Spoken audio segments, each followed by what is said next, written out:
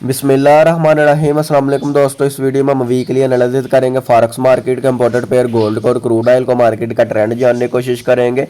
Coming week हमारी best entry और price level क्या हो सकते हैं हम डिटेल से डिस्कस करते हैं। दोस्तों अगर हम गोल्ड की फ्राइडे वाले दिन की सूरत हाल देखें तो गोल्ड मार्केट ने फ्राइडे वाले दिन पहले प्रीवियस डे का हाई किया दोस्तों ब्रेक, और रिटेस्ट पर बार बार हमने यहाँ से इसको किया बाय।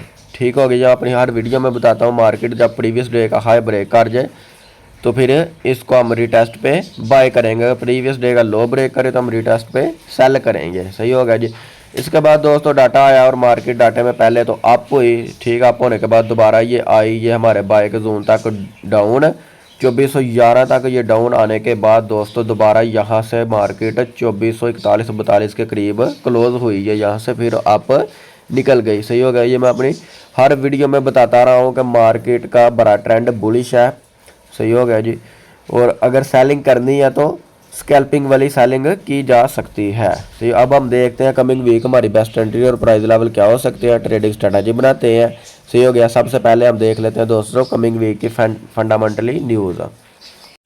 फॉरेक्स फैक्ट्री में अगर हम दोस्तों कमिंग वीक का डाटा देखें 5 अगस्त मंडे वाले दिन का, तो दोस्तों कनाडा में बैंक हॉलीडे ऑल डे। सही होगा। उसके बाद यूएसए सेशन ओपन होगा 6:45 पे। एक मीडियम एसएम सर्विस का 7 बजे डाटा आएगा। ये दोस्तों मार्केट को $15-20 किसी भी डायरेक्शन की तरफ ले जा सकता है। अगर हम 6 अगस्त ट्यूसडे का डाटा देखें तो दोस्तों पाकिस्तानी वक्त 5:30 बजे एक दो मीडियम लो इम्पैक्ट न्यूज़ आएगी। उसके बाद अगर हम 7 अगस्त वेडनेसडे का डाटा देखें तो दोस्तों 7:30 पे क्रूड ऑयल की इन्वेंट्रीज आएगी और 10:01 पे 10 ईयर बॉन्ड एक्शन का भी डाटा आएगा। ये मीडियम इम्पैक्ट न्यूज़ है। उसके बाद दोस्तों अगर हम 8 अगस्त थर्सडे का डाटा देखें तो पाकिस्तानी वक्त 5:30 पे एक हाई और 7 बजे 2 लो इम्पैक्ट न्यूज़ आएगी। 7:30 बजे फिर दोस्तों नेचुरल गैस स्टोरेज का डाटा आएगा और 10:01 पे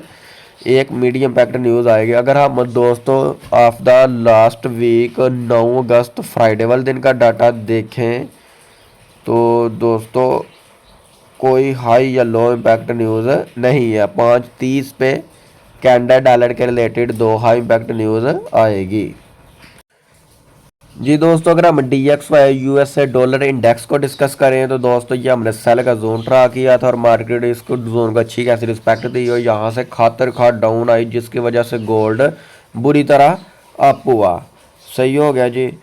अगर हम DXY को दोस्तों डेली टाइम फ्रेम में देखें तो डेली टाइम फ्रेम में भी ये दोस्तों इस रेड कैंडल ने ग्रीन कैंडल को इंगल्फ किया है।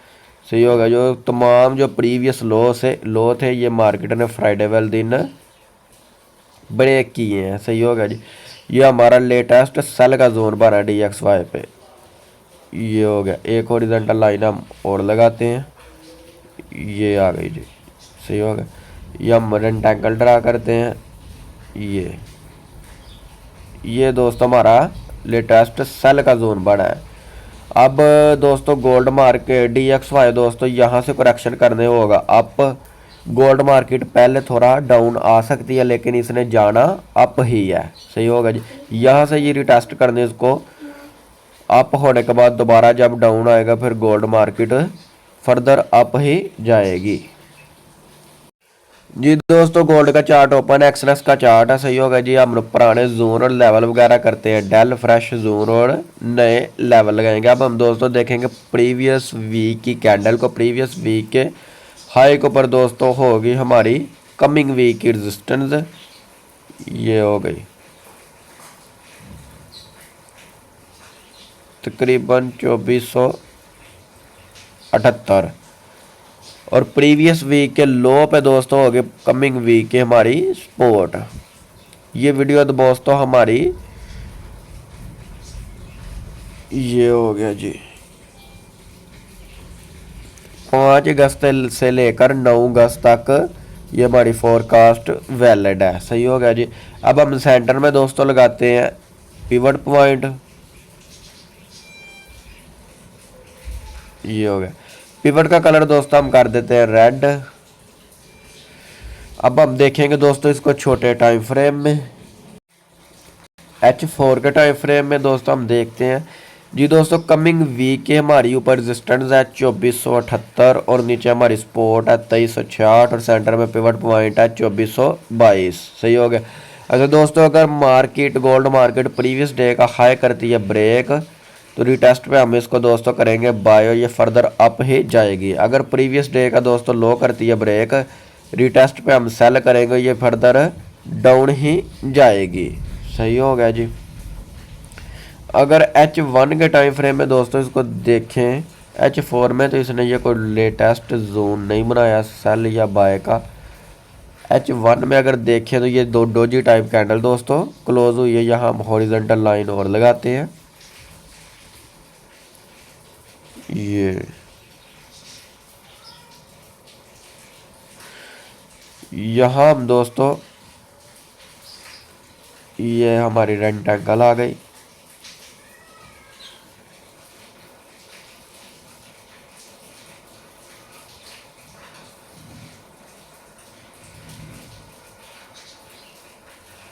ये हो गया, बिल्कुल सही हो गया। इसको हम ऊपर ले आते हैं और ये यहाँ तक जी दोस्तों। यहाँ से गोल्ड मार्केट रिटेस्ट करने आती है अगर डाउन मंडे वाले दिन, तो हम डिप से इसको बाय पकड़ सकते हैं। और SL होगा दोस्तों हमारा कमिंग वीक के लो पे, ये नीचे हमारी स्पोर्ट है, स्पोर्ट्स के नीचे। सही होगा जी।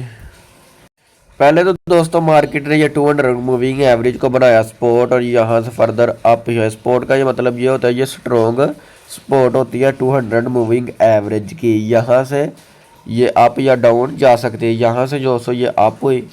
अब हम दोस्तों इस जोन से अगर मार्केट रिटेस्ट करने डाउन आती है, रिजेक्शन मिलती है, इसको फर्दर अप होने लगती है, तो हम यहाँ से इसको बाय पकड़ सकते हैं और इस विग के नीचे हम इसका SL रखेंगे जी दोस्तों। H4 के टाइम फ्रेम में हम देखें गोल्ड मार्केट को, ये ऊपर बेरिश इंगल्फिंग बनी है, ये ऊपर इसको रेजिस्टेंस मिल सकती है, थोड़ा करेक्शन करने यहाँ से डाउन आ सकती है। सही हो गया जी।